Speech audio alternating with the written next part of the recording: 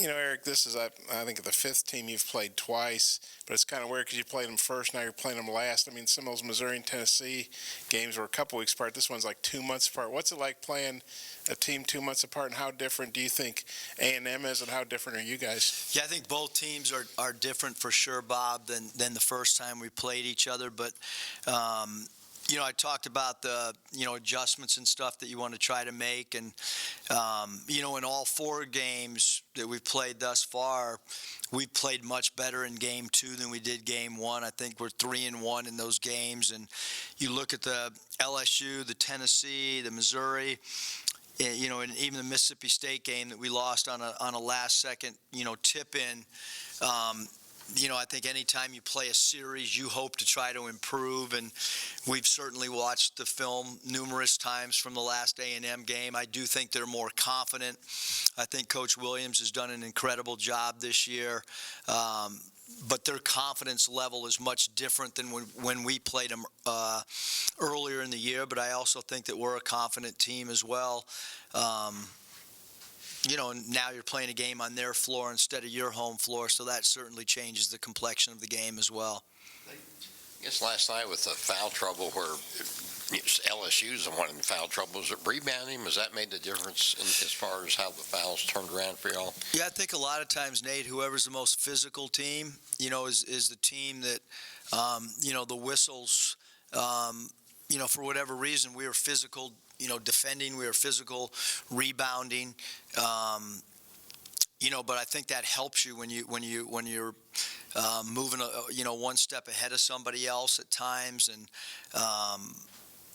but certainly going into the game, we felt like we had to be the aggressor, with the way that we lost the Battle of the Boards in Baton Rouge. So, that was part of the game plan. That was something that we talked about over and over. Hey, Coach, I think over the last three games, we've kind of seen Jimmy's assist numbers spike. I think he's got 14 or 15. What do you kind of credit that to or attribute that to? Yeah, just pace of play with Jimmy. I think, I thought, last night he was not just aggressive finding teammates. He was aggressive scoring the ball.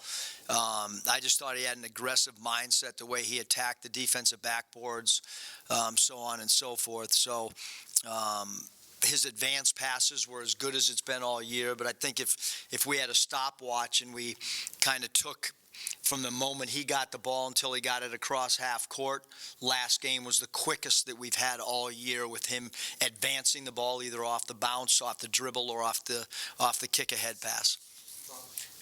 I'm not smart enough to know all the math and with the tiebreakers for the tournament. You and I both, Bob. But I do know if I don't have all the people like Riley, to help me with the math and stuff like you do. Riley's not the one helping us, I can tell you that. Okay, well, but I do know if you guys win, you definitely get a first-round bye. I mean, it's hard, obviously, to win the tournament in 4 days, but it's really hard to do it in 5. How big is it to get that first-round bye? Yeah, I think the big thing is we got this game Saturday, and it's just focus on that and I'm not going to lie to you. They have a whiteboard up in one of our offices, and they got all the scenarios, and I spent all of about 3 seconds in there because I just want our team to prepare as best we possibly can to beat Texas A&M. That's it. And wherever the standings end up, like we had no control over Isaiah getting hurt for 5 games, and it is what it is. Like you go play this game and you see what happens, and then if you got to play 5 games, if you got to play 4 games, but you can't get to a 4th or a 5th game unless you win 1. And, look, the conference tournaments have already started. There's already been upsets. Obviously I watched the Mountain West. They've had 2 games yesterday, and you could consider both those games upsets. Air Force wins and Wyoming wins, and so that's what happens in these things. Like wild things happen. They're 1 game on neutral court. We don't have to worry about that till Sunday. Right now we got to figure out how are we going to stop Nebo inside, and those are the type of things that we got to worry about. Thank you. Coach, how did you feel like the guys did against the press last night, and how much have you guys been working on that? Yeah, A&M's going to press too. We did a great job against A&M. A&M's press is an extended press across half court. I thought we would have handled the press more than fine if we wouldn't have missed 8 free throws, all in a row. Because if you make 6 of those 8, that 9-point victory looks a little bit different.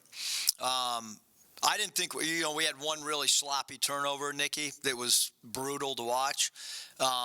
But the presses haven't bothered us all year, whether it's been Auburn's press, whether it's been Texas A&M's press. Last night we had the one with the lead, and we obviously had one against Western Kentucky as well. We actually had 2 against, but that was a long time ago. So, when you play with a lead that's somewhat substantial, and the other team's got nothing to lose, and they start frantically pressing, there's going to be a turnover here or there. So, but we'll add a different press break for the A&M game. We have 3 already in. We'll add a 4th to give us a completely different look in case we need it. Maybe we'll open with it against when they press on dead ball situations. Maybe we'll save it. I don't know. But, that kind of gets to this clock management thing. And when you're up, your job is to try to win the game.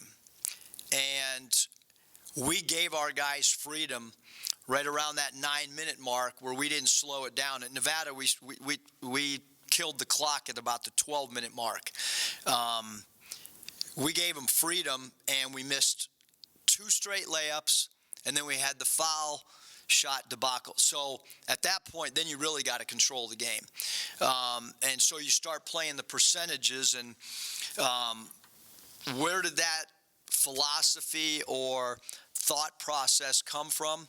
It came from being down 22 against Cincinnati, and they played right into our hands. They didn't milk the clock. They didn't kill the clock.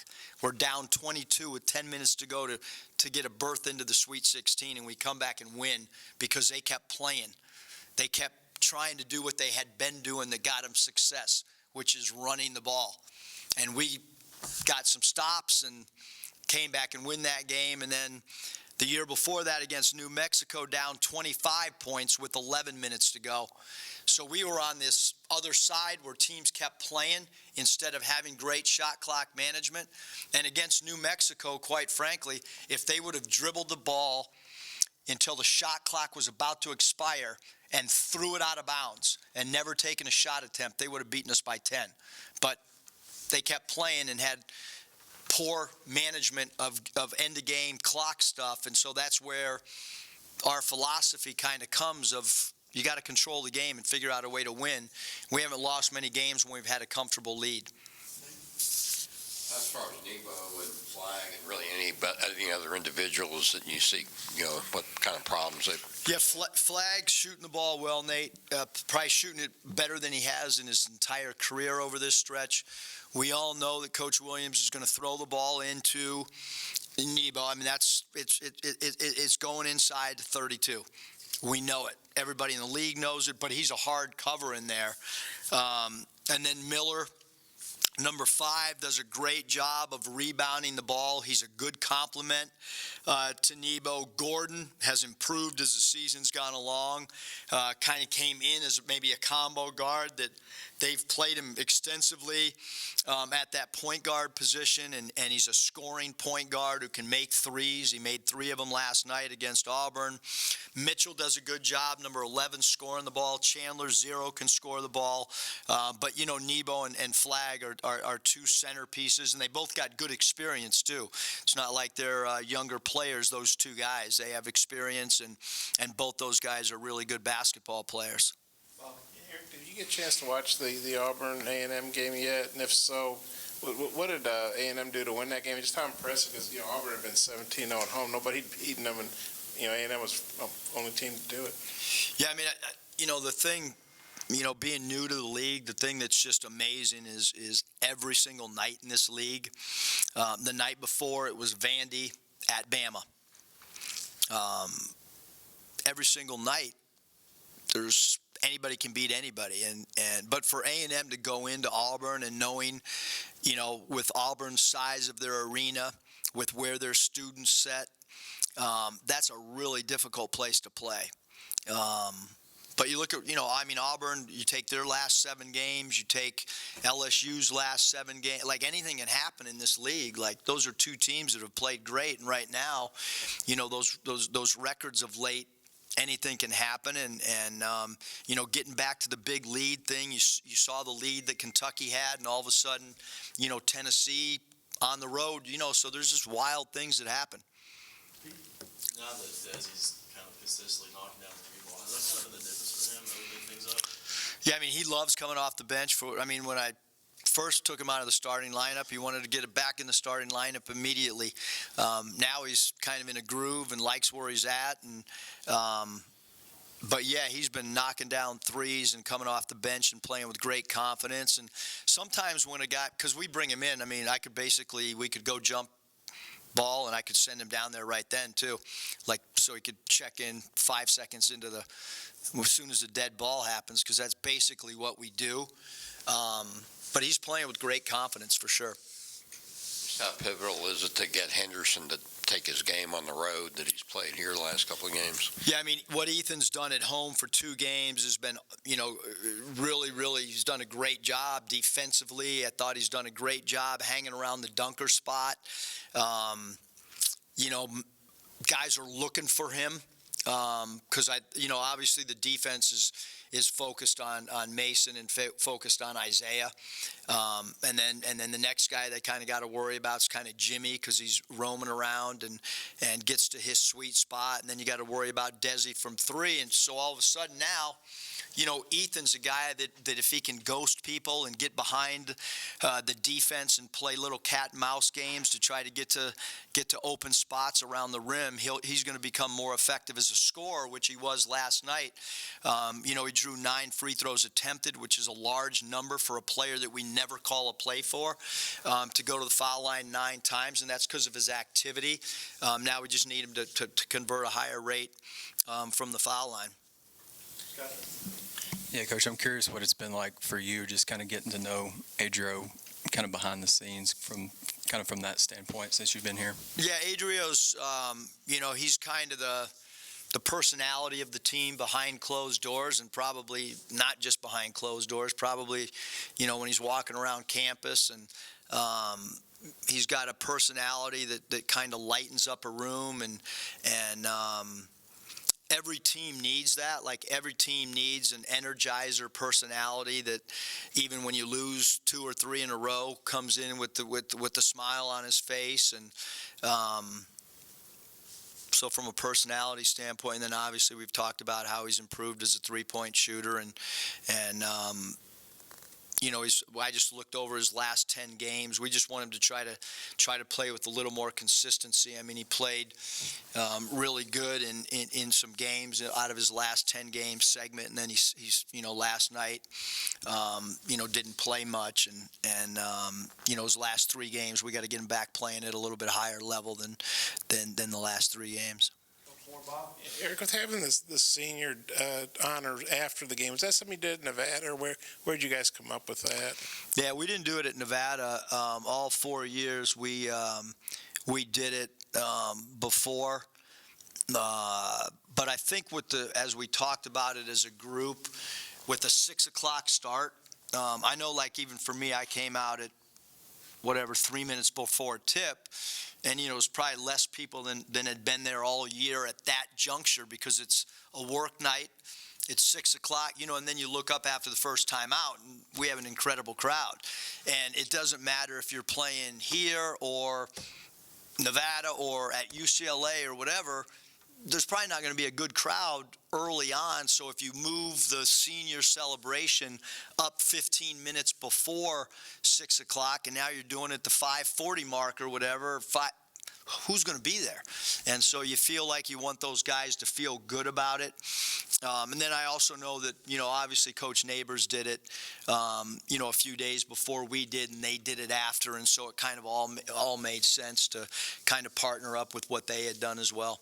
How big a relief was it that you won, and so everybody was in a good mood, and guys aren't coming out there all down? You said it, not me, Bob. Yeah, wouldn't have been good. It would have been hard for me to put a real smile on it. But it's an emotional night. It's I